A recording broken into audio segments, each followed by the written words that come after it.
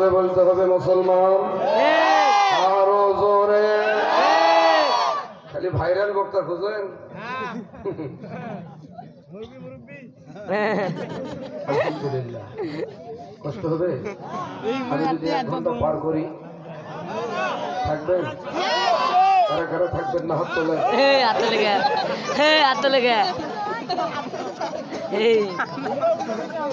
আপনারা থাকবেন আমি বিশ্বাস করি। আলহামদুলিল্লাহ।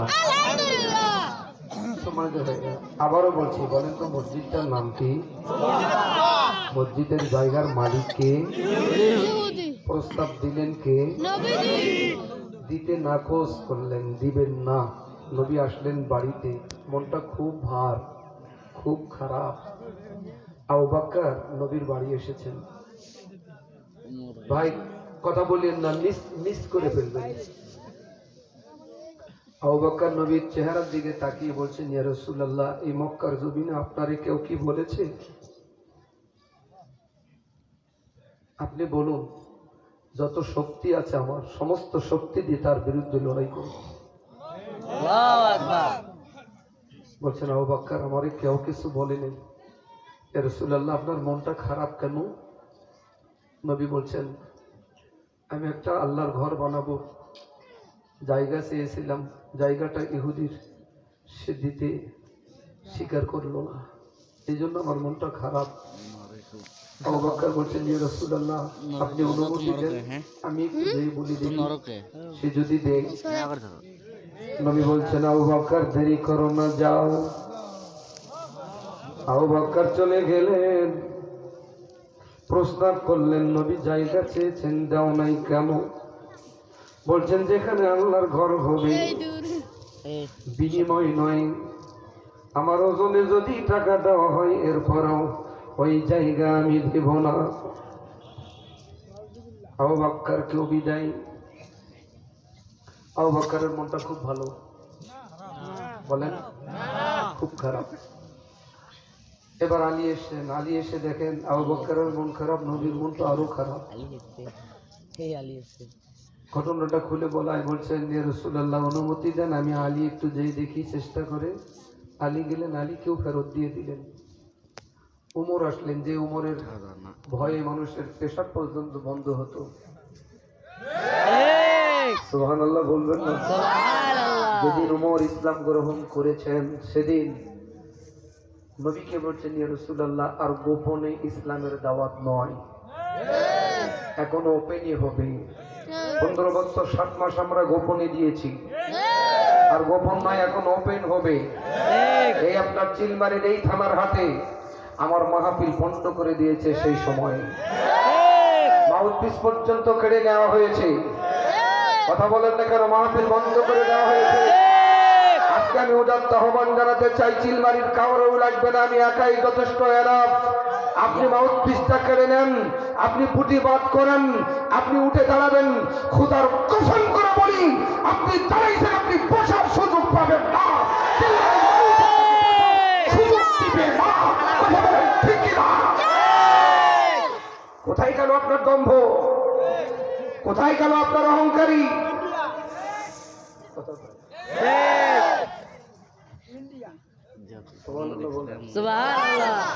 কষ্ট হবে না, মাঝে মাঝে জীবন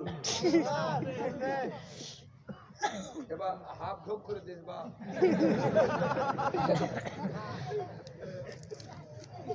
আলহামদুলিল্লাহ বলেন। আলহামদুলিল্লাহ।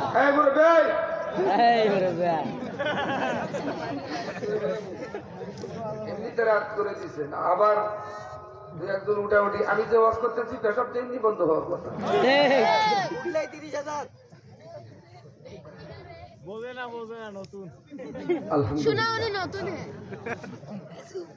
ওমর আসলেন, আলহামদুলিল্লাহ বলেন। এসে দেখেন নবীর মন খারাপ, আবু বকরের মন খারাপ, আলীর মন খারাপ। ঘটনাটা খুলে বলায় ওমর বলছেন, ইয়া রাসূলুল্লাহ, আপনি অনুমতি দেন, আমি একটু চেষ্টা করতে পারি। নবী বলছেন, ওমর দেরি করো না, যাও। ওমর গেলেন, প্রস্তাব দিলেন।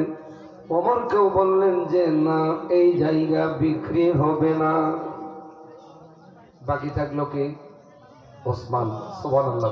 সুবহানাল্লাহ। সফরে গেছেন, বাড়ি এসেছেন, এসে নবীর সাথে দেখা করবেন। এসে দেখেন সবার মন খারাপ, নবীর মন আরো খারাপ। ওসমান মানতে না পারায় নবীরে বলছেন, ইয়া রাসূলুল্লাহ,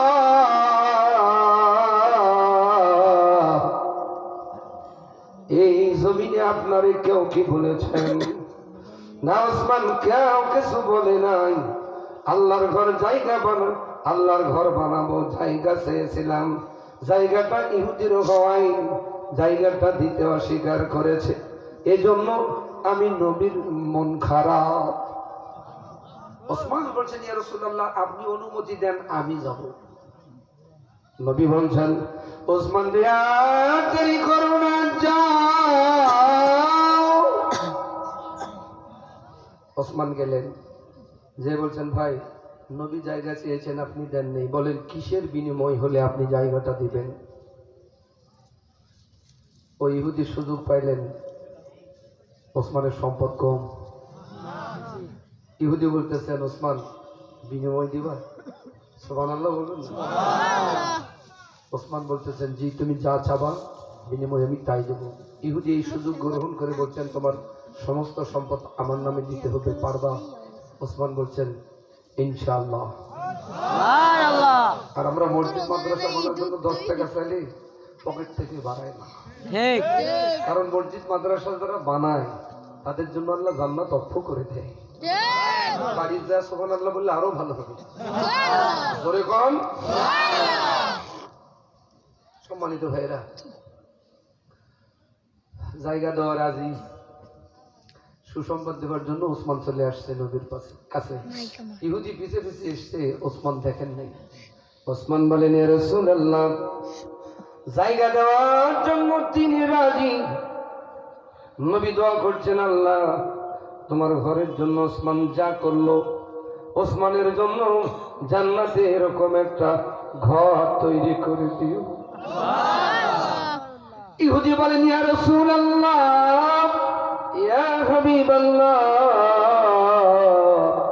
শুধু ওসমানের জন্য দোয়া করবেন, হবে না, চলবে না। ওসমানের সম্পদ আমি ফিরাই দিলাম, আমি বায়াত গ্রহণ করে মুসলমান হতে চাই, আপনি আমার জন্য একটু দোয়া করেন। আল্লাহর ওয়াস্তে মসজিদ বানার জন্য জায়গা ওয়াকফ করে দিলাম। সুবহানাল্লাহ বলে। তারা জান্নাত পাওয়ার জন্য পাগল, আর আমরা চাইলেও আমরা দিই না। এটা আমাদের জন্য দুর্ভাগ্য।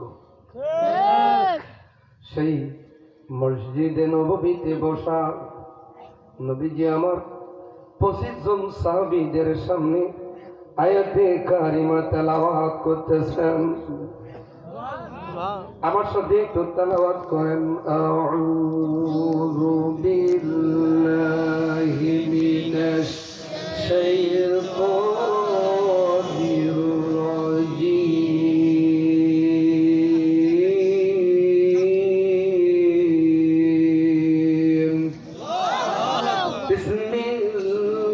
বিসমিল্লাহির রহমানির রহিম।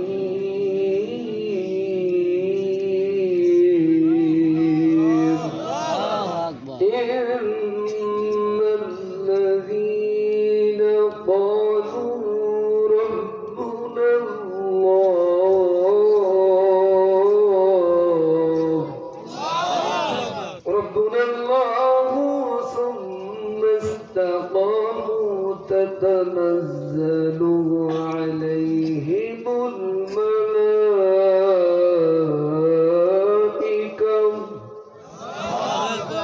الملائكة ألا تخافوا ولا تحزنوا وأبشروا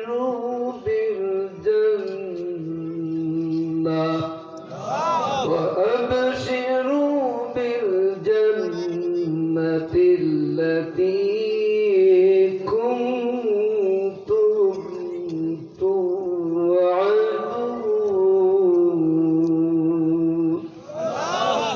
কথাকার জোরে বলেন, আল্লাহকে আল্লাহ বলে একটা ডাক দেন, হাত পরিষ্কার বলেন, আল্লাহ। বলেন আল্লাহ, আরো বলেন আল্লাহ। সম্মানিত ভাইরা, নবী যে আয়াতে কারিমা তেলাওয়াত করে বলছেন, সাহাবারা আমি যে আয়াতে কারিমা তেলাওয়াত করলাম এই আয়াতের অর্থ কি তোমরা জানো? এক সাহাবী বললেন, ইয়া রাসূলুল্লাহ, আমি জানি এই আয়াতের অর্থের সাথে মক্কার একটা ঘটনার মিল আছে, আপনি অনুমতি দিলে আমি বলবো। নবীজি বলেন, সাহাবী রে আর দেরি করো না, জলদি বলো। সাহাবী বলেন, ইয়া রাসূলুল্লাহ, আমি তখন পর্যন্ত ইসলাম গ্রহণ করি নাই, ঈমান আনি নাই। কার উপর? আল্লাহর উপর।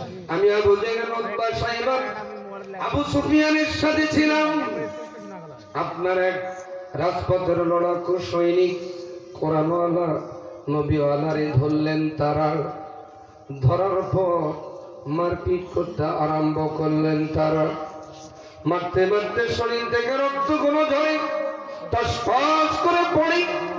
উতবা আর সাইবা বলেন, এখনো সময় আছে, আমাদের হাতে জীবন দিবা না, আল্লাহ আর তার নবীরে ভুলে যাবা। বলছেন জীবন দিব, প্রয়োজন বোধে শহীদ হয়ে যাব, বিনিময়ে আমার আল্লাহ আর রাসূলকে ভুলে যাব না। আমার সাথে গানটা বলেন, সব ভুলিব কিন্তু তোমায় ভুলতে পারি না। বলেন, সব ভুলিব কিন্তু তোমায় ভুলতে পারি না। ভুলিনি, ভুলব না, ভুলতে পারি না। ভুলিনি, ভুলব না, ভুলতে পারি না। সব ভুলিব কিন্তু তোমায় ভুলতে পারি না। আমার সোনার মদিনা, আমার প্রাণের মদিনা, সব ভুলিব কিন্তু তোমায় ভুলতে পারি না। সব ভুলে যাব কিন্তু আমার আল্লাহ আর রাসূলকে ভোলা যাবে গেলে ঈমান থাকবে না। আবু জেহেল বললেন, রে উতবা, রে সাইবা, দেরি করো না রে, মারপিট করে শরীর থেকে রক্ত ঝরিয়ে ইসলামী আন্দোলন বন্ধ করা সম্ভব না। ফাঁসের মঞ্চ তৈরি করো। আজ থেকে ১৫০০ বছর পূর্বের ফাঁসের মঞ্চ, গত ১৬ বছর পূর্বে যারা ফাঁসের মঞ্চের নাটক করলো তারা আরো জোরে বলে হয় নাই। মুসলমানদের আওয়াজ এত নরমাল হলে চলে না। বর্তমান প্রেক্ষাপটের সাথে যে বক্তা বাস করতে পারে না, ওই বক্তা বলে বক্তা আমার মনে হয় না। আওয়াজ বলেন ঠিক কিনা? সম্মানিত ভাইরা, ফাঁসির মঞ্চ তৈরি করলো। বর্ণনাকারী বলেন, ইয়া রাসূলুল্লাহ, এবার উতবা সাইবা ফাঁসের মঞ্চে নিয়ে আসলো। দুই পাশে দুইটা হাত বেঁধে দিল, কোমরে রশি পরাই দিল, কালো কাপড় দিয়ে মুখটা ঢেকে দিল, গলায় রশি পরাই দিল। সাইবা নেমে গেল, উতবা মঞ্চে রয়ে গেল। বলেন, রে মুহাম্মদের অনুসারী, এখনো সময় আছে, ফাঁসের মঞ্চে জীবন দিবি না, আল্লাহ আর তার নবী মুহাম্মদ রে ভুলে যাবি, ইসলামী আন্দোলন বন্ধ করে দিবি। ফাঁসির মঞ্চের আসামি বলেন, রে উতবা,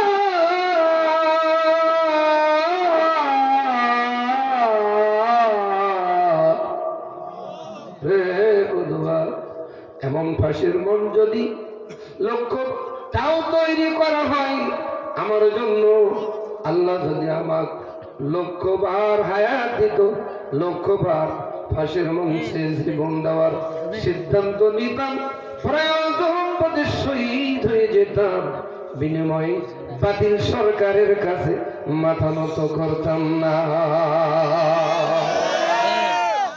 এমন প্রস্তাব কাদের মোল্লা, মতিউর রহমান নিজামী, তাদের দেওয়া হয়েছে না হয় নাই? ধরে বলেন, তাদের অপরাধ দুইটা। একটা হলো একটা মানুষ দুইটা মন্ত্রণালয় পাওয়া। মতিউর রহমান নিজামী দুইটা মন্ত্রণালয় দায়িত্ব পালন করেছেন। শিল্পমন্ত্রী আর কৃষি মন্ত্রণালয়। সুবহানাল্লাহ। আলী হাসান মোহাম্মদ মুজাহিদ ভাই সমাজ কল্যাণ মন্ত্রণালয়। ফখরুদ্দিন মঈনুদ্দিন রাষ্ট্র পরিচালনার দায়িত্ব পাওয়ায় সকল মন্ত্রণালয় দুর্নীতি খুঁজেছেন। বাংলাদেশের 2টা মন্ত্রণালয়ে দুর্নীতি একটা টাকারও খুঁজে পাই নাই। তারা হলো শহীদ মতিউর রহমান নিজামী, আলী আহসান মোহাম্মদ মুজাহিদ ভাই। ভারত তখন চিন্তা করলো এই ভালো মানুষগুলোর হাতে যদি ক্ষমতা কখনো যায় আমাদের সাথে সম্পর্ক হয় না।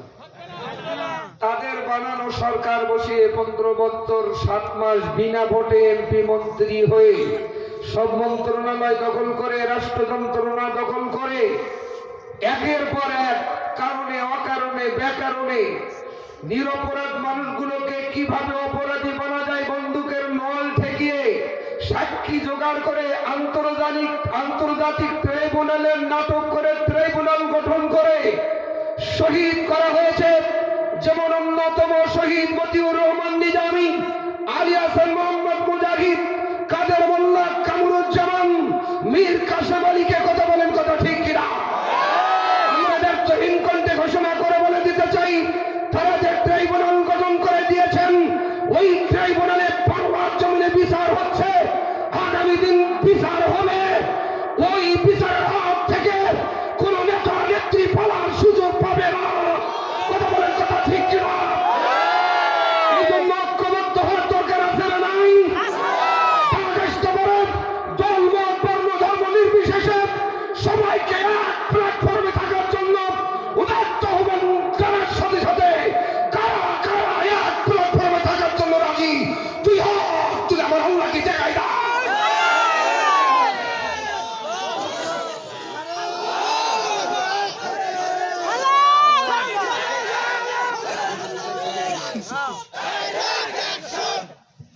কষ্ট হবে বলে দে,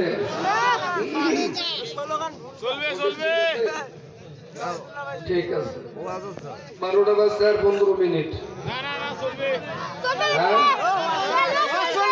সারা রাত আমার বাপও থাকবে না। এদিকে তাকান, আলহামদুলিল্লাহ বলেন।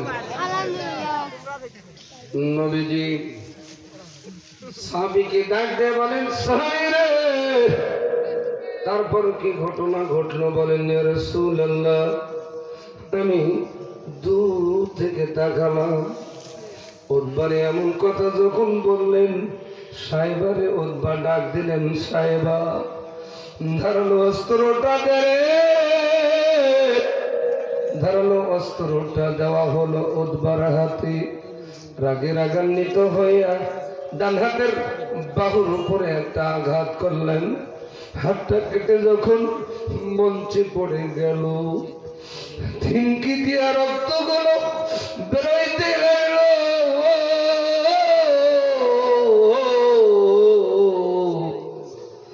নবীজি আমার বলেন, সাহাবী তারপর কি ঘটনা ঘটলো? বর্ণনাকারী বলেন, ইয়া রাসূলুল্লাহ, হাতটা কেটে যখন মঞ্চে পড়ে গেল, আমি তখন পর্যন্ত দূর থেকে তাকালাম, চোখে কোনো পানি নাই, মুখে বৃষ্টি হাসি। আর একটু জোরে বলা যাবে কি মারহাবা?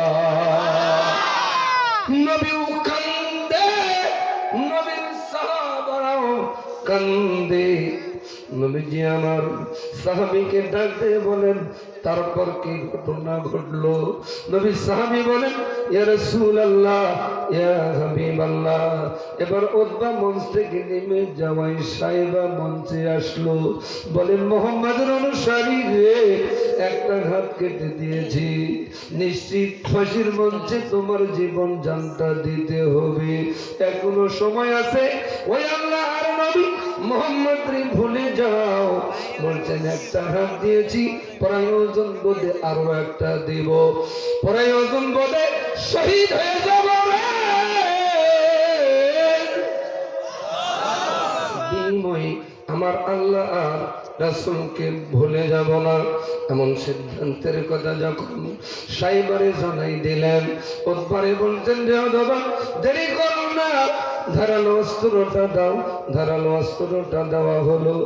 বর্ণনাকারী বলেন, ইয়া রাসূলুল্লাহ, ইয়া হাবিবাল্লাহ, আমি দূর থেকে তাকালাম, ডান হাতের বাহুর উপরে একটা আঘাত করলো, হাতটা কেটে যখন মঞ্চে পড়ে গেল, থিনকি দিয়া রক্তগুলো বেরোতে লাগলো। আমি চোখের দিকে মুখের দিকে তখন পর্যন্ত তাকালাম, চোখে কোনো পানি নেই, মুখে মিষ্টি হাসি।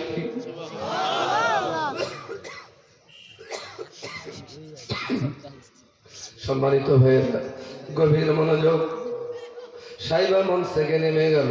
নবীজি বলছেন, সাহাবী তারপর কি ঘটনা ঘটলো? সাহাবী বলেন, ইয়া রাসূলুল্লাহ, রাষ্ট্রের রাষ্ট্রপতি নিজে চলে আসলো মঞ্চে। সেই সময় রাষ্ট্রপতির নাম হলো মিস্টার আবু জেহেল। আবু জেহেল এসে ডাক দেয়, মুহাম্মদের অনুসারী রে, এখনো সময় আছে, আমার কাছে প্রাণ ভিক্ষা চারে, জানে বাসাই দেবো। আমাদের নেতৃবৃন্দকেও রাষ্ট্রপতি মাধ্যম দিয়ে এমন প্রস্তাব করা হয়েছিল। আওয়াজ দিয়ে বলেন কথা ঠিক কিনা? তারা বলেছেন, আমরা অপরাধের সাথে জড়িত ছিলাম না, আমরা কেন অপরাধ স্বীকার করব? যে রশি বরণ করলে শহীদের মর্যাদা পাওয়া যাবে, ওই রশি বরণ করতে লক্ষবার রাজি, বাতিল সরকারের কাছে মাথা নত করতে রাজি নয়। নবীজি আমার সাহাবীদের উদ্দেশ্যে বলেন, সাহাবী আমার বলো, তারপর কি ঘটনা ঘটলো? মসজিদে নববীর ভেতরে 25 জন এবং নবীজি একজন 26 জন বসা। বর্ণনাকারী বলেন, ইয়া রাসূলুল্লাহ, ইয়া হাবিবাল্লাহ, আবু জেহেল কেমন করে যখন বললেন, রাগে রাগান্বিত হইয়া উতবা সাইবারে বলতেছেন, ধারালো অস্ত্রটা দাও। ধারালো অস্ত্রটা আবু জেহেল হাতে নিলেন। বর্ণনাকারী বলেন, ইয়া রাসূলুল্লাহ, ইয়া হাবিবাল্লাহ, রাগে রাগান্বিত হইয়া আবু জেহেল পায়ের উরু পর্যন্ত 2টা উরু একেবারে কেটে ফেলে দিলেন। আমার পা দুটো যখন কেটে মঞ্চে পড়ে গেল, গলার রশি গলায় কিটকিট করে বসতে লাগলো। বর্ণনাকারী বলেন, ইয়া রাসূলুল্লাহ, পা কেটে দেওয়ার সাথে সাথে মঞ্চ লালে লাল হয়ে গেল। আমি চোখের দিকে তাকাই, মুখের দিকে তাকাই গো নবী, তখন পর্যন্ত চোখে কোনো পানি নেই, মুখে মিষ্টি হাসি। নবী কান্দে, নবীর সাহাবারাও কান্দে। নবী আমার বলেন, তারপর কি ঘটনা ঘটলো? নবীর সাহাবী বলেন, ইয়া রাসূলুল্লাহ, পা দুটো যখন কেটে মঞ্চে পড়ে গেল, গলায় রশি ভর করে আছে মাথা থেকে কোমর পর্যন্ত। গলার রশিটা গলায় কিটকিট করে বসতে লাগলো। ইয়া রাসূলুল্লাহ, আমি চোখের দিকে তাকালাম, গলার রশি যখন গলায় কিটকিট করে বসে, মুখ দিয়ে একটা আওয়াজ করে কথা বলে, ফুস্তু ও রব্বি ও রব্বাকুমুল কাবা। ও সিলমারির ভাইয়েরা, একটা আওয়াজ দিয়ে বলা যাবে কি, ফুস্তু ও রব্বি ও রব্বাকুমুল কাবা। রে আবু জেহেল, রে উতবা, রে সাইবা, রে আবু সুফিয়ান, ওই কাবা শরীফের মালিকের কসম করে বলি, গলার রশি গলায় কিটকিট করে বসার আগে আমার জানটা আল্লাহর জান্নাতে নিয়ে যাওয়া হচ্ছে। সম্মানিত ভাইয়েরা, বর্ণনাকারী বলেন, ইয়া রাসূলুল্লাহ, বাপদাদার ধর্ম ত্যাগ করলাম, এই কথা শোনার সাথে সাথে মুসলমান হয়ে গেলাম কালমা পড়ে। আমারও তারা ধরলো, কিন্তু জানে মারলো না। নবী গো, এত হাত কাটলো, পা কাটলো, গলার রশি গলায় কিটকিট করে বসলো, চোখের দিকে তাকালাম, মুখের দিকে তাকালাম, চোখে কোনো পানি নেই, মুখে মিষ্টি কেন? এর কারণ জানতে চাই। আজ থেকে ১,৫০০ বছর পূর্বে যদি নবীর সাহাবারা জানতে চাই, নবীর উম্মত হিসাবে ১,৫০০ বছর পরে আমাদেরও জানার দরকার আছে না নাই? কার কার আছে একটু দুই হাত তুলে আল্লাহ নাড়িয়ে দেখান, এরকম করেন আল্লাহ, বলেন আল্লাহ। শেষ পর্যন্ত ঘটনা শোনার তৌফিক দান করো, বলেন আমিন। ঘটনাটা কি এখনই বলবো না একটু পর বলবো? না না, এত রানী হুজুর তো আমি না। সম্মানিত ভাইয়েরা, যিনি বর্ণনা করলেন তার নাম কি জানার দরকার আছে না নাই? জোরে বলেন আছে না নাই? এনার নাম হলো সাইদ ইবনে আমের। নাম কি? জোরে বলেন। আবু বকর সংক্ষিপ্ত খেলাফত কালে রাষ্ট্রীয় কোনো পদমর্যাদা তার দেওয়া হয় নাই। অর্ধজাহানের খলিফা আমিরুল মুমিনিন উমর যখন অর্ধজাহানের খলিফা, তাকে রাষ্ট্রের এমন একটা দায়িত্ব দেওয়া হলো, সেই দায়িত্বটা হলো পারস্যর গভর্নর। চিৎকার বেড়ে কোন সুবহানাল্লাহ। আমাদের দেশেও তো আমরা গভর্নর দেখেছি। বাংলাদেশ ব্যাংকের গভর্নর কয়েক হাজার কোটি টাকা নিয়ে উধাও। পালিয়ে যাও প্রধানমন্ত্রীর যিনি পিয়ন, তার বাড়িতে পিয়নগিরি করে ৪,৫০০ কোটি টাকার মালিক। তারা ঠিক বলে, এরাও ভাগ পাইছে। কথা বলেন ঠিক কিনা? আরো জোরে বলেন। সেই পালিয়ে যাওয়া প্রধানমন্ত্রীর তাহলে কত টাকা হিসাব না দিয়েই পালিয়ে গেল। ভারতত এখনো আছে মোবাইলে ভিডিও ফাঁস, অডিও ফাঁস, যে কোনো সময় বাংলাদেশে টুস করে ঢুকবার পারি। আমরা আপনাকে ওয়েলকাম জানাচ্ছি। কথা বলেন ঠিক কিনা? আরো জোরে। আপনি আসুন। আপনি যে ঘর তৈরি করেছেন, নাম শুনতে খুবই সুন্দর, নামটা হলো আয়নার ঘর। আপনাকে ওই আয়নার ঘরে আমরাও টুপলুস করে ঢুকে দেব। কথা বলেন ঠিক কিনা? আরো জোরে বলেন। কষ্ট হচ্ছে আপনাদের? কষ্ট হওয়ার তো কথা না। সম্মানিত ভাইয়েরা আমার, প্রকৃত যারা অপরাধী তাদের বিচার বাংলাদেশে হবে। যাদেরকে বাধ্য করাইছেন অপরাধ করার জন্য, তারা কিন্তু অপরাধী না। আমরা ওদেরকে মাফ করব, কিন্তু যারা করাইছেন তাদেরকে আমরা মাফ করতে পারি না। কথা বলেন ঠিক কিনা? আরো জোরে বলেন। কষ্ট হচ্ছে কি ভাইয়েরা? এই সাইদ ইবনে আমেরকে কোথাকার গভর্নর করা হলো?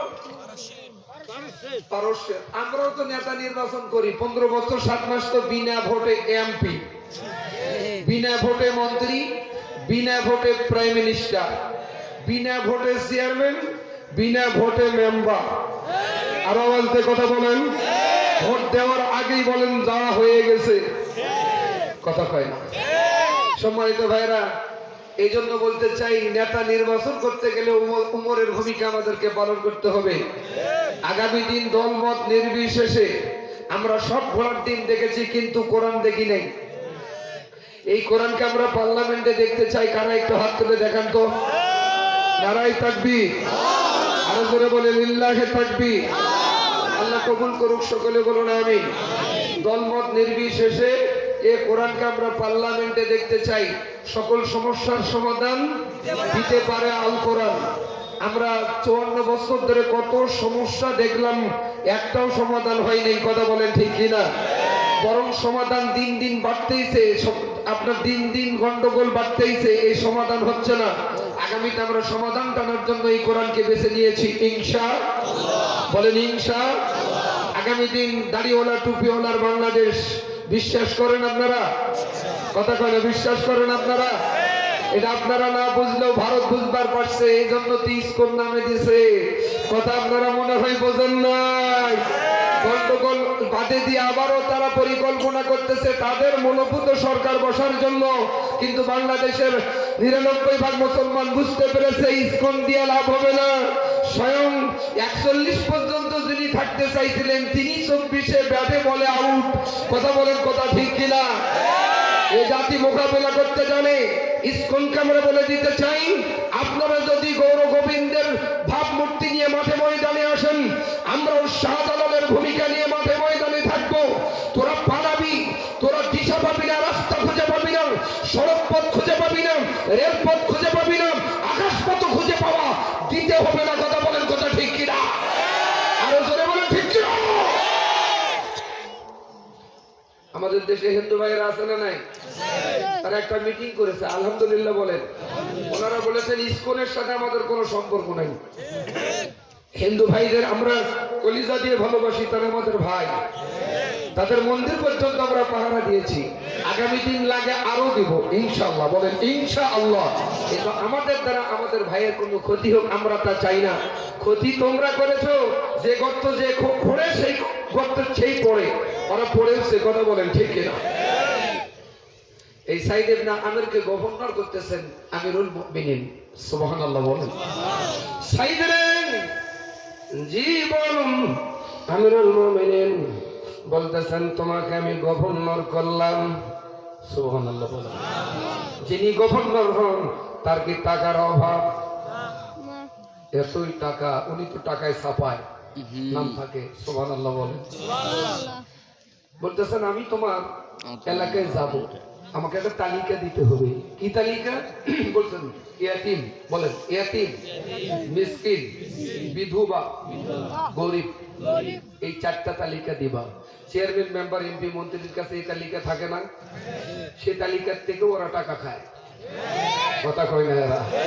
আরো জোরে। সম্মানিত ভাইয়েরা আমার, এই গরিব মানুষের, এই ইয়াতিম মিসকিনদের টাকা খেয়ে বিল্ডিং করছে তারা।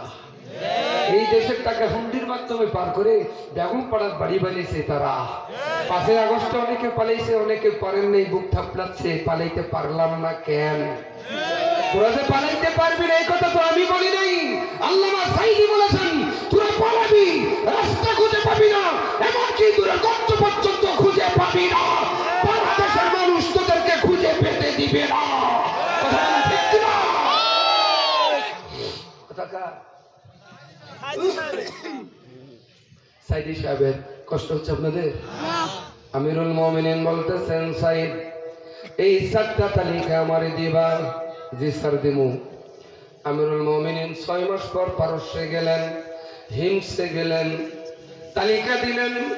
হিমসের জনগণকে নিয়ে আমিরুল মুমিনিন তালিকাটা পড়তেছেন। ইয়াতিম, মিসকিন, বিধবা, গরিবদের তালিকা পড়তে পড়তে শেষ পর্যায়ে সাঈদ ইবনে আমিরের নাম।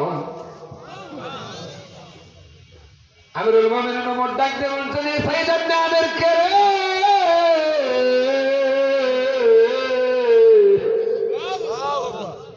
জনগণ বলতেছেন আমিরুল মুমিনিন আপনি যাকে গভর্নর করে পাঠাই দিয়েছেন তিনি হলো সাঈদ ইবনে আমির। ওমর বলেন তিনি কি গরিব হয়েছে? বলেন গরিব হয়েছে না ধনী হয়েছে আমাদের জানা নাই, কিন্তু আমিরুল মুমিনিন খলিফাতুল মুসলিমিন আমাদের গভর্নর, আমাদের নেতার বিরুদ্ধে আমাদের তিনটা অভিযোগ আছে। চিৎকার মেরে করুন সুবহানাল্লাহ। নেতার বিরুদ্ধে আরেক নেতার কাছে অভিযোগ দায়ের করেছেন। যার কাছে অভিযোগ দায়ের করেছেন বলেন চাকরি থাকবে? আরো জোরে বলেন। আর আমাদের এমপি, মন্ত্রী, প্রাইম মিনিস্টার সহ সবাই চোর। কথা কয় না এরা? সম্মানিত ভাইরা আমার, সেই চোর প্রাইম মিনিস্টার, প্রধানমন্ত্রী পালাইছেন। কথা কয় না এরা? আমরা ডক্টর ইউনূসকে বলি স্বাধীন বাংলাদেশ, আপনি ভারতকে চাপ দেন, ওনাকে বাংলাদেশ পাঠাই দাও, পাঠাই দাও, খেলা হবে। কথা কয় না? খেলা হবে। পুরো পালাবি না এটা আমরা জানি। ফখরুল সাহেবের বাড়ি চাইছেন, আপনার ফখরুল সাহেবের বাড়ি দেওয়া হবে, কিন্তু বিশ্বাস করুন ফখরুল সাহেবের বাড়ি এখন আয়নার ঘর। এ হয় না? বলতে কথা বলেন। আমরা আপনাকে আবারও বলছি, তত্ত্বাবধায়ক সরকারের প্রধান উপদেষ্টাকে ডক্টর ইউনূসকে আপনি দ্রুত গতিতে চাপ দেন, ওনাকে পাঠাই দেন। আল্লামা সাঈদীকে ট্রিটমেন্টের নামকরণ করে কারাগার থেকে বাইর করে হাসপাতালে নিয়ে গিয়ে বিষ প্রয়োগ করে হত্যা করেছেন। যে ডাক্তার হত্যা করেছে, যার ইন্ধনে তিনি হল সাবেক পালিয়ে যাওয়া প্রধানমন্ত্রী। কথা বলেন ঠিক কিনা? ওই ডাক্তারকে গ্রেফতার করুন। সাবেক পালিয়ে যাওয়া প্রধানমন্ত্রীকে ভারত থেকে নিয়ে এসে বাইতুল মুকাররমের সামনে ফাঁসির মঞ্চ তৈরি করে যতক্ষণ পর্যন্ত ফাঁসির মঞ্চ লটকিয়ে মারানো হয়েছে ততক্ষণ পর্যন্ত 18 কোটি মানুষ ঘরে বসে থাকতে পারে না। কাপড়ের কাপড় পরে মাঠের ময়দানে যাবার জন্য আরেকবার কেন রাজি আছো? সিলমারির ভাইরা দুই হাত তুলে আমার আল্লাহকে দেখাই দাও।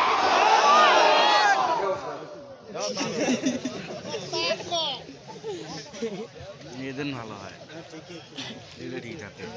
আলহামদুলিল্লাহ বলেন। কষ্ট হবে? আর আধা ঘন্টা যদি চালাই দেখে আরেকবার করা থাকবেন, একটু হাত তোলেন তো, থাকবেন এরকম করেন। নারায় তাকবীর। হাত তোলাকে ভালোবাসার হাত হিসেবে কবুল করো, জান্নাতি হিসেবে কবুল করো বলে না আমি। আর বিলম্ব করলেন না, লেট করলেন না, দেরি করলেন না। ইসলাম বসাইলেন, বাদী বিবাদীর কাজ করে দাঁড় করাই দিলেন, চেয়ারে উমর বসলেন। সুবহানাল্লাহ। উমর মনে হয় কালা মালিকের মতো বিচারপতি, যিনি বিচারের রায় 15 বছর 7 মাসে দিয়েছেন সম্পূর্ণ মিথ্যা। এই মিথ্যা রায়ের কারণে টাকা নিয়ে নদী পার হয়ে যেতে চাই, কিন্তু পার হতে পারে নাই। এমন মার মারছে কি জন্য তার আউট করে ফেলেছে, গলার পদক পর্যন্ত সুদে রাখছে। কথা বলেন, কথা ঠিক কিনা? আলেম ওলামাকে বেইজ্জতি করলে নিজেকে বেইজ্জতি হতে হয়। কথা বলেন, কথা ঠিক কিনা? এইদের মতন আকাশচুম্বী একজন আলেমের জানাজা বাংলাদেশের ঢাকা রাজধানীতে হতে দেওয়া হয় নাই। আমরা আপনার শত্রু ছিলাম না। সাবেক পালিয়ে যাওয়া প্রধানমন্ত্রী আল্লামা সাইদি বলেছেন, আপনার শত্রু আমরা নই, আপনার শত্রু আপনার ডানে বামে, আপনার সামনে পিছনে। আপনার বাপের যে দশা তারা করেছে, আপনার তো দশা তারা করে ছাড়বে। কথা বলার কথা ঠিক কিনা? আর সোনার বাংলাদেশ থেকে আপনি পালিয়ে গেছেন, আল্লাহ না করুক বাংলাদেশের কোন জায়গাতে মাটি তো হবেই না, তোমার জানাজা পর্যন্ত হবে না। কথা বলার কথা ঠিক কিনা? তুমি আল্লামা সাইদির জানাজা করতে যাও নাই, মনে রাখবা। কথা বলার কথা ঠিক কিনা?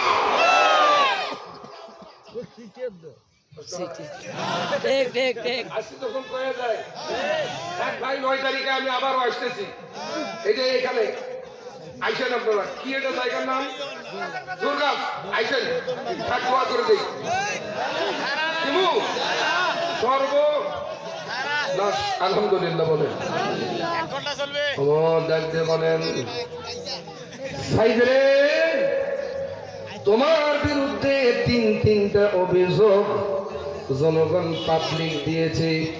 সঠিক কারণ দর্শাইতে পারলে তোমার চাকরি থাকবে, নইলে তোমার চাকরি থাকবে না।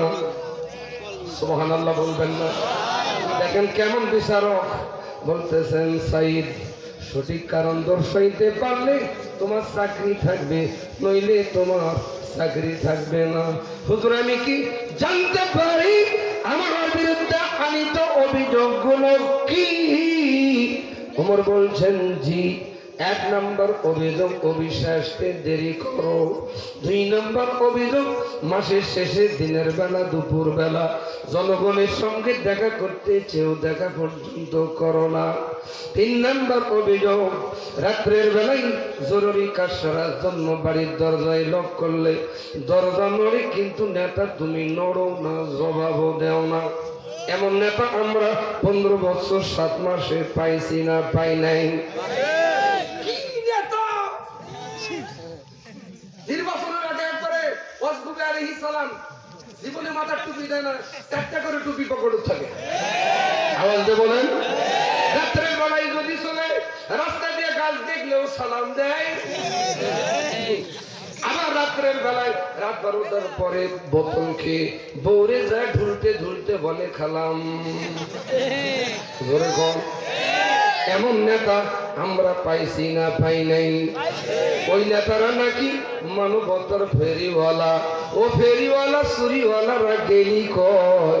এখন ওয়ার্ড ইউনিয়নে জেলা থানায় তো তোমাদের দেখা পাওয়া যায় না। মাঝে মাঝে ফুসফাস করো, বাড়াও, আমরাও সেই খালি কালার হও। আর তোমার জন্য মামু বাড়ি জেলখানা আছে না নাই? আরো জোরে। সম্মানিত ভাইরা, আমার বিরুদ্ধে যে 3টা অভিযোগ দায়ের করেছে, একটাও মিথ্যা নয়। সুবহানাল্লাহ বলবেন না? দেখছেন কি নেতা? আমার বিরুদ্ধে যে 3টা অভিযোগ দায়ের করেছে, একটাও মিথ্যা নয়। যেমন সঠিক কারণ দর্শাইতে পারলে তোমার চাকরি থাকবে রে সাইদ, নইলে তোমার চাকরি থাকবে না। হুজুর বলতাম না, বলতে বাধ্য হলাম। যদি না বলি জনগণ ভুল ধারণা করবে, কুধারণা করবে। এক নাম্বার যেটা আমার বিরুদ্ধে অভিযোগ, অফিসে আসতে দেরি করি কেন? হুজুর আমি অভুন্নত, আমার টাকার অভাব নাই।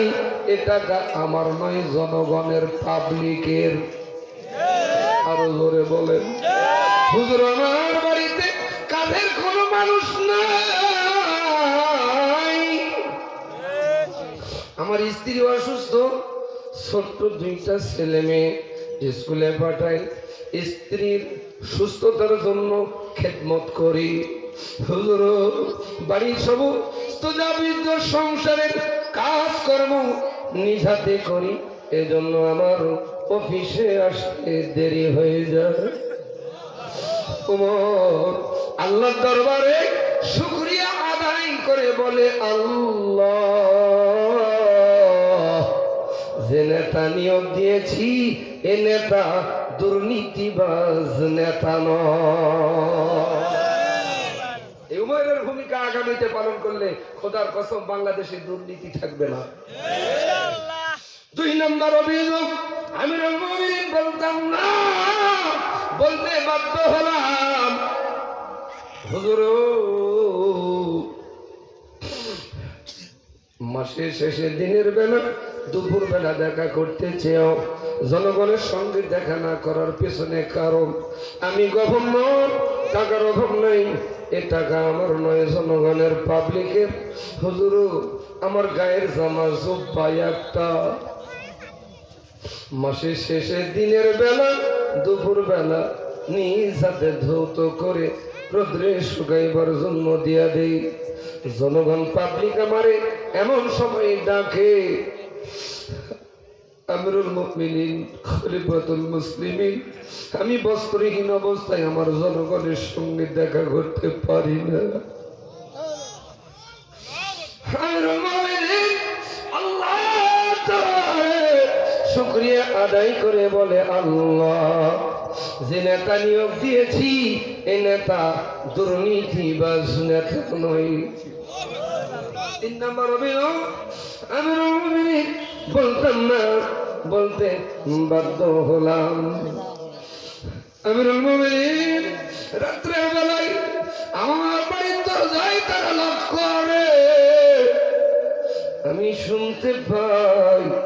জবাব দিতে না পারার কারণ ওমর বলেন, সেই কারণ কি বলো? বলেন, হুজুর অফিসে থাকাকালীন যতটুকুন সময় আমার আল্লাহকে খুশি করার ততটুকুন দিয়া দেই। অফিস থেকে বাড়ি আসা মাত্র দুনিয়াবি সমস্ত কাজ বাদ দিয়ে আমি নামাজে দাঁড়িয়ে যাই। নামাজে থাকাকালীন যদি কেউ ডাকে আমি সাইদে এ মাসলা জানা নাই, জবাব দেওয়া যায়। ওমর বলছেন, না না জবাব দেওয়া যায় না। সাইদ কেঁদে কেঁদে বলেন, আমিরুল মুমিনিন এই জন্য আমি জবাব দিতে পারি না। ওমর সেজদায় পড়ে গিয়া আল্লাহ দরবারে ডাকতে বলেন, আল্লাহ যে নেতা নিয়োগ দিয়েছি এই নেতা দুর্নীতিবাজ নেতা নয়। হিংসার জনগণ, পারস্য জনগণ কেঁদে কেঁদে বলছেন, আমিরুল মুমিনিন আমাদের লিখিত অভিযোগ আমরা ফিরাই নিলাম। নেতাকে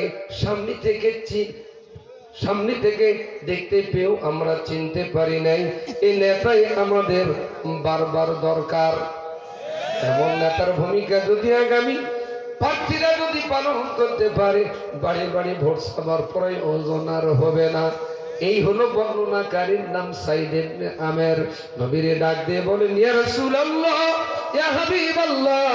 হাত কেটে দিল, পা কেটে দিল, গলার রশি গলায় কিটকিট করে বসে, গলার রশি কিটকিট করে বসে জীবনটা জানটা চলে যায়। চোখের দিকে তাকায়, মুখের দিকে তাকাই, চোখে কোনো পানি নেই, মুখে মিষ্টি হাসি।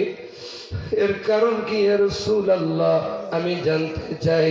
আর 24 জন সাহাবী বলেন, ইয়া রাসূলুল্লাহ আমরাও জানতে চাই। ঘটনাটা বলবো এক্ষুনি, এর আগে মা বোনেরা এসেছেন, তাদের উদ্দেশ্যে 5টা মিনিট কথা বলবো। আলহামদুলিল্লাহ বলেন। যেহেতু তারা আজাদির কথা শোনার পরে বাড়িতে আর থাকেন না, এই জন্য মা বোনদেরকে আমি কলিজা দিয়ে ভালোবাসি, কারণ তারা জান্নাতি। কে বলেছেন মা বাবা, কে বলেছেন মা বাবা তোমার জন্য জান্নাত নতুবা জাহান্নাম? নবী বলেছেন হুনারুকা ওয়া জান্নাতুকা, তোমার মা তোমার বাবা তোমার জন্য জান্নাত নতুবা জাহান্নাম। সুবহানাল্লাহ বলবেন না? আচ্ছা ভাইরা, কার কার মা আছে একটু হাত তোলেন তো, তোলেন ভাই, বলেন মাকে একটা ডাক দেন, মা। কলিজাটা ভরে যাক, বলেন মা। আদর দিয়ে দেখেন, মা। আমার মা নাই না মা। আজ থেকে প্রায় 14 বছর আগে আমার মারে হারিয়েছি। মাহফিল করে যখন বাড়ি যাইতাম, চোখ মুখ যখন শুকিয়ে যায়, মা বলে বাবা তোমাকে আর ওয়াজ করার দরকার নেই, এই দরদিনই আর আমার নাই।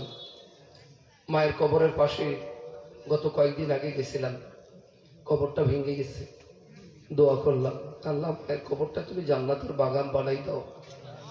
আপনারা জানেন আমি যখন মায়ের পেটে ছিলাম আমার মা খুব অসুস্থ।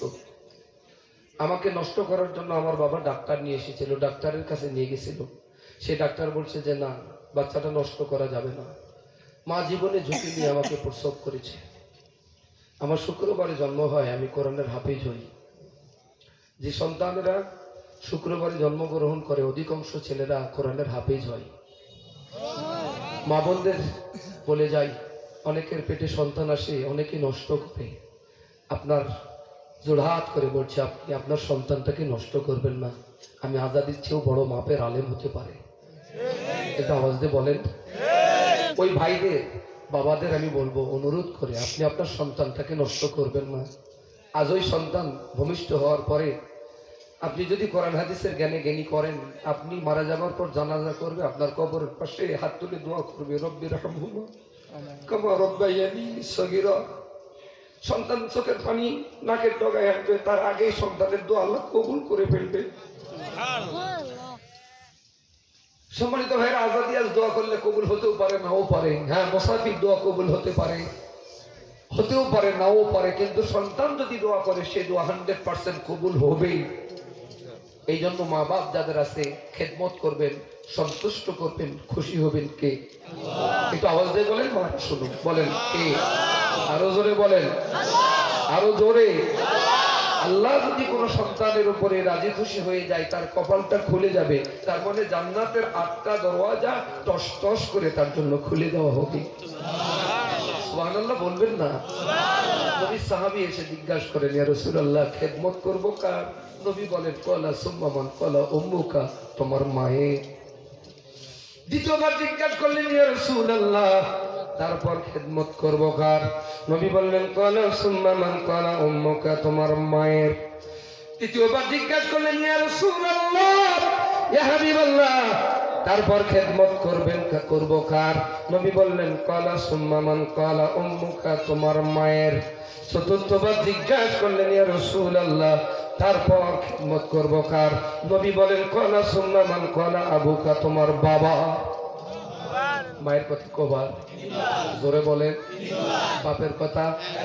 ঘটনা অনেক লম্বা, ওই দিক যাব না। সুতরাং মা বাপরে খুশি করতে পারলে আল্লাহ যদি খুশি হয়, জান্নাতের দরওয়াজা যদি খুলে দেওয়া হয়, মা বাপকে আমরা কখনো বেজার করব না। এতে কিন্তু আপনার বউ বেজার হওয়ার সম্ভাবনা 99.5%। আওয়াজ দিয়ে কথা বলেন। কষ্ট বলেন না, মা বোনেরা মাইন্ড করবেন না, আমার বিরুদ্ধে কুধারণা করবেন না। শুধুমাত্র কেবলমাত্র আপনার মা বাবারে আপনি ভালোবাসার কারণে আপনার বউ বলতেছেন, তোমার বাপ মা নিয়ে তুমি থাকো, তোমার বাপ মা নিয়ে তুমি থাকো। কথা কয় না, আমি তোমার সংসার করবো না। আপনি 3টা কথা আমার সাথে বলবেন, বলেন। 1, হয় নাই? আরো জোরে শুনুন। 2, 3, বুঝে নেন, বুঝে নেন। একটা বউ গেলে আরো 3টা করার দলিল আছে না? আমি দোয়া করে দিলাম সিলমারির জন্য আরো 3টা করে করার করবি, মানে না করবি। আলহামদুলিল্লাহ। কষ্ট হচ্ছে আপনাদের? সম্মানিত হয়ে যায় মা বোনেরা, মাইন্ড করেন না। আপনিও একজন শ্বশুর হবেন, শাশুড়ি হবেন। ও বাবাদের আপনারা একদিন শ্বশুর হবেন। আপনি যদি আপনার ছেলের বউয়ের সাথে ওই আচরণ করেন, বিশ্বাস করুন আপনি বেঁচে থাকতেই আপনার বউ আপনার সাথে ওই ব্যবহারই করবে। সুতরাং ওই বোনদেরকে বলবো সদয় দৃষ্টি দেওয়ার জন্য। আপনি আপনার বাপ মাকে যেমন ভালোবাসেন, আপনার শ্বশুর শাশুড়িকেও ওই রকম ভালোবাসেন। নইলে আপনি একদিন শ্বশুর শাশুড়ি হবেন, খোদার কসম করে বলি আপনার কপালেও তাই জুটবে। বলে গেলে মনে রাখবেন, আর দেখা হতেও পারে, নাও পারে। গ্যারান্টি আছে? ওয়ারেন্টি আছে? প্রায় 15-16 বছর ধরে আপনাদের এলাকায় নিয়ে আসতেছি। ভালোবাসা একটু কমে গেছে। আমারও ভালোবাসা আপনাদের প্রতি আছে, আলহামদুলিল্লাহ বলবেন না? মা বোনদের দৃষ্টি আকর্ষণ করে বলবো, আমল বেশি করার দরকার নেই। 4টে। 1 নম্বর হলো নামাজ। মহিলারা পড়বে, পুরুষেরা না পড়লেও চলবে। হুকুম কার? 2 নম্বর রোজা। সুবহানাল্লাহ বলবেন না? মহিলারাও করবে, পুরুষেরাও করবে। 3 নম্বর স্বামীর খেদমত। নবী বলেছেন যদি আল্লাহ মহিলাদেরকে কাউরে আল্লাহ বাদে সেজদা করার কথা বলতেন, তাহলে স্বামীর পায়ে সেজদা করার কথা বলতেন। এখনকার মহিলারা স্বামীর দামই দেয় না, মানে ওই কি হলো রে, কথা কয় না, কথা ভাগ করবেন না কেন? ওরা নিজেরাই মার্কেট করে। আওয়াজ দিয়ে কথা বলেন, কথা ঠিক কিনা? ওনারা আগে শাড়ি কাপড় যা নিয়ে এসে দিছে, চাচি আম্মা কোনোদিন কয় নাই সাইফুলের আব্বা এটা আমার পছন্দ হয় নাই। এখন আপনি 1500, 2000, 2500, 5000 দিয়ে 3 পিস নিয়ে এসে দিবেন, বলছেন এটা একটা 3 পিস হলো। এই তোমার ভাই আমার দিয়ে কথা বলেন, ঠিক কি না?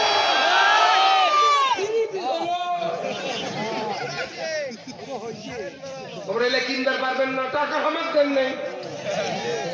মানুষরা সিঙ্গারি থানা হাটে দাদা মার্কেট করবে। যে মহিলারা স্বামী ব্যতীত মার্কেটে যায়, এরা দায়ুস হয় না। এই 3 জন কয় ঠিক। যদি ঠিক না বলেন, আমি বুঝবো যে আপনারাও মেয়ে এবং বউ দিয়ে বাজার করেন। অনেক মহিলারা আছে মাথার তো কাপড়ে দেয় না, এরকম করে এখন তোলে। চুলের কাটিং দেখলে সর্ব কথা কয় না, হাই হিল জুতা পরে, অথচ মহিলার পায়ের শব্দ যেন পুরুষের কানত না যায়। ঘরে কথা কয় না, শব্দ দেবার লাগে না। রাতে যদি আপনার 10টায় ফোন ধরে, ফজর পর্যন্ত ফোন চলে, মাশাআল্লাহ কি হয় তার আল্লাহই জানে। ভাইরা আওয়াজে কথা বলে, যুবকের আওয়াজে কথা বলে। 3 নম্বর স্বামীর খেদমত। আপনি স্বামীকে দেখা মাত্র সালাম দেবেন, আপনার স্বামী আপনার থেকে সালাম দেবে। সব কাজ হয়, কোনো শরম লাগে না। সালাম দিলে লজ্জাই, সালাম দিতে লজ্জাই বসে, শরম কথা কয় না। সালাম ঠিকই দেয়, মানে এই সারে মানে ওই সারে মাইন্ড করলেন। আপনি এনজিও সারক সালাম দেন, আমার আপত্তি নাই, কিন্তু আপনার স্বামী বাদ দিয়ে আপনি স্বামীকে সালাম দেবেন। নবী বললেন স্বামী স্ত্রী সালাম দিয়ে মুসাফা করবে, অল্প সগীরা গুনাহ খাতা আল্লাহ মাফ করে দেবে। এই ওয়াজ আপনারা আগামীকাল থেকে আবার পালন করবেন না। যারা বিয়েও করেন নাই, যুবক যুবতী রাস্তা দিয়ে যাবে, পাইকারি ধরে ঘুরে মাপ দেবার উদ্দেশ্যে সালাম দেবেন। বাপ ভাই যদি দেখবার পায় শরীরের চামড়া একটাও রাখবে না, পরে আজাদির দড়ি দেওয়া যাবে, যাবে কি? এই জন্য ভাইরা, মা বোনেরা, কান দিয়ে শুনুন, আপনারা আপনার স্বামীর খেদমত করুন।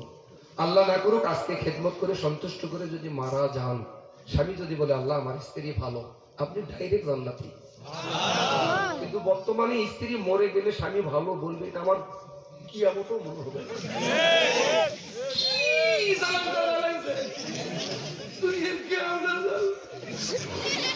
কথা কয় না ভাই, 12:30টার কাছে যাই রে।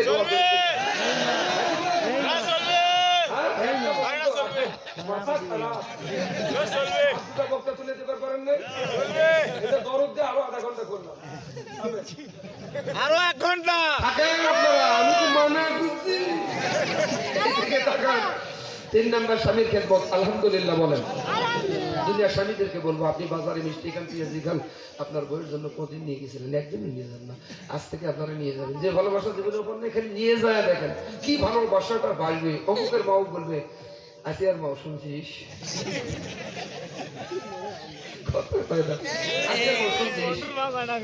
অমুকের আব্বা না আমার জন্য পেঁয়াজি জিলেপি মিষ্টি নিয়ে এসে কি ভালোবাসাটা দিবি তা আপনারা বুঝেন না এই জন্য কবি বলেন বলবো না গো আর কোনদিন ভালোবাসো তুমি মোরে কথা কয় না বলেন বলবো না গো আর কোনদিন ভালোবাসো তুমি মোরে বলেছিলে গো ভালোবাসিয়া আজ কেন গো এমন হলো এমন হলো এমন হলো বলবো না গো আর কোনদিন ভালোবাসো তুমি মোরে বলেন সত্যি আপনার ভালোবাসবে 4 নম্বর ইজ্জতের হেফাজত স্বামীর উপস্থিতিতে অনুপস্থিতিতে ইজ্জতের হেফাজত করবেন আল্লাহ বললেন ওয়াকারনা ফি বুয়ুতিকুন্না ওয়ালা তাবাররাজনা তাবাররুজাল জাহিলিয়াতিল উলা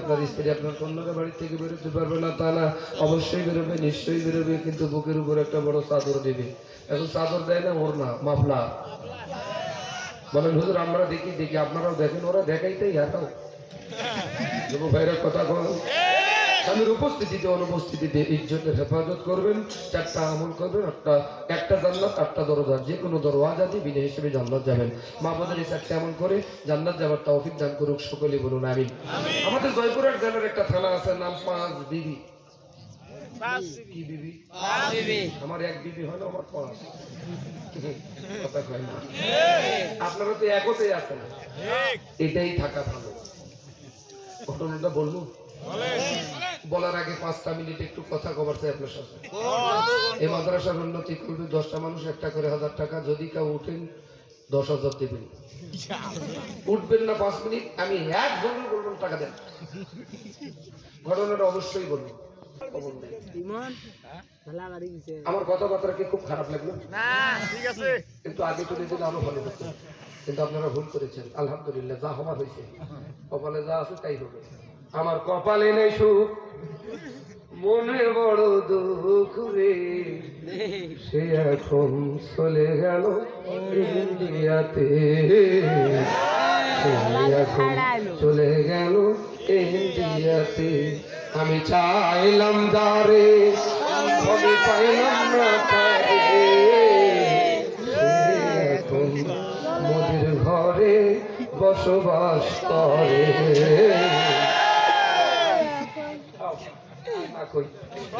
অসুস্থ মানুষ খেমে যায় তাও কই ঠিক পাচ্ছে যে একটা পর্যন্ত চলুক আমি আর পাচ্ছি না কারণ 1000 টাকা দেন আসেন কেউ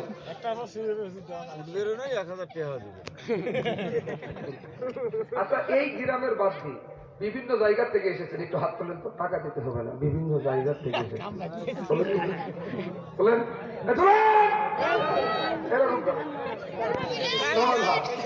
আচ্ছা বলেন তো আমি আপনাদেরকে বলি আমি যদি এখানে না আসতাম আপনারা আসতেন আমার মনে হয় তিনবারই যতগুলো লোক খুঁজে পাচ্ছ না সে যে বক্তাই হোক আর এতক্ষণ পর্যন্ত থাকলেও না হয় এটা আমার বৈশাল পাওয়া বিশাল পাওয়া, এটা আমার বাপেরও পাওয়া। আমি আপনাদের জন্য দোয়া করি প্রাণ ভরে। চিলবাড়ির মানুষ, হরিপুরের মানুষ যে আমার ভালোবাসাটা বাসে, আমি মনে করি বাংলাদেশের আরো বড় বড় বক্তা আছে, এত ভালোবাসা বাসে না। সত্যিই ভালোবাসেন আপনারা। আপনারা যদি আই লাভ ইউ ওয়ান আমি খালি 2 নয় 100% লাভ। সুবহানাল্লাহ বলবেন 100% লাভ। আলহামদুলিল্লাহ। দেন টাকা।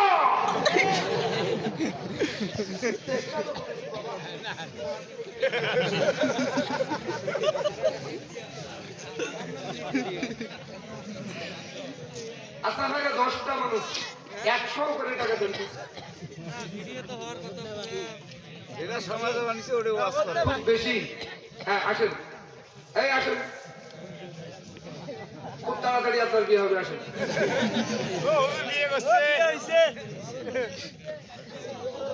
আবার করবে তো কি? 4টা মাসনা ওয়াসলে আসা বড় বা 4টা করে দলিল আছে না নাই? ভাই কি নাম? বিয়ে করছেন? আমি মিশাই বলেছি বিয়ে করছেন। এক বউ নিয়ে যেন থাকার তাও অভিযান করে। তাছাড়া দাঁড়িয়ে যদি এখানে আসে পরবর্তীতে কবে হুজুরের রসুনের দরকার নেই। আল্লাহ কবুল করুন। আমি 10টা মানুষ পালিয়ে আমি অবস্থা করে আপনাদের কাছ থেকে বিদায় নেব। আসেন ভাই, আসেন।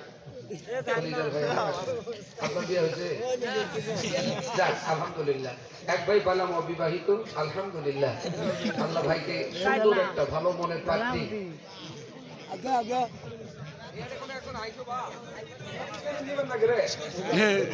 হ্যাঁ দেন, আমাদের ছোট ভাই কি নাম? হুসাইন জামাল। একসাথে 3 জন পারেন, আলহামদুলিল্লাহ। যারা বিয়ে করেন নাই তারা এবার অবিবাহিত না বিবাহিত আসছে। 200 টাকা। কি নাম ভাই? মিলন মিয়া। আল্লাহ ভাইকে কবুল করুন। আমিন। কি নাম বাবা? ভালো বৌমা, অবশ্যই ভালো বৌমা যেন পায়। আল্লাহ কবুল করুন। হাফেজা হিসেবে যে আল্লাহ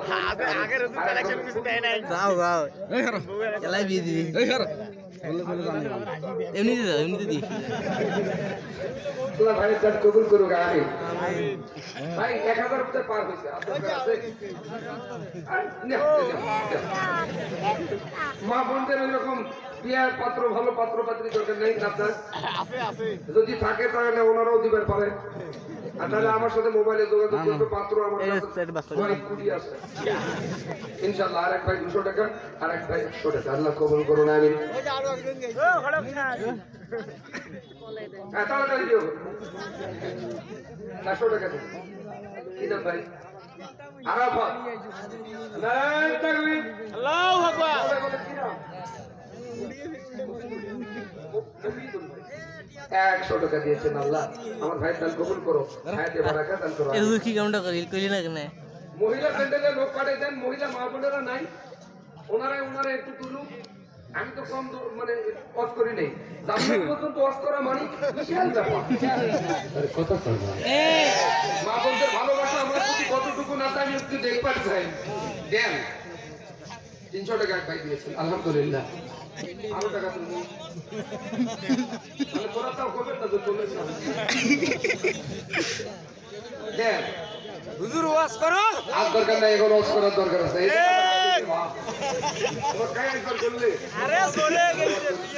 কি নাম? সামিউল ভাই। ছোট্ট মানুষ, আলহামদুলিল্লাহ। যা ছিল পকেটে থেকে মুক্ত হচ্ছে। টাকা দান ব্রিটিশ হলে সব মুড়াইছে। ব্রিটিশ মানুষ যেভাবে মোড়ায় তা দেখেন না, তাই দেখেন মুড়াতে মুড়াতে এমন মুড়াইছে, মেয়ে মানুষের আসলও থাকে না টাকা। এইরকম করে মুড়াতে মুড়াতে 1 কুড়ি 2 কুড়ি 3 কুড়ি 4 কুড়ি 5 কুড়ি পর্যন্ত গোলে হিসাব বলে না। আমার মায়ে ওই 20 টাকার নোট হলে 1 কুড়ি পায় মানুষ, আলহামদুলিল্লাহ।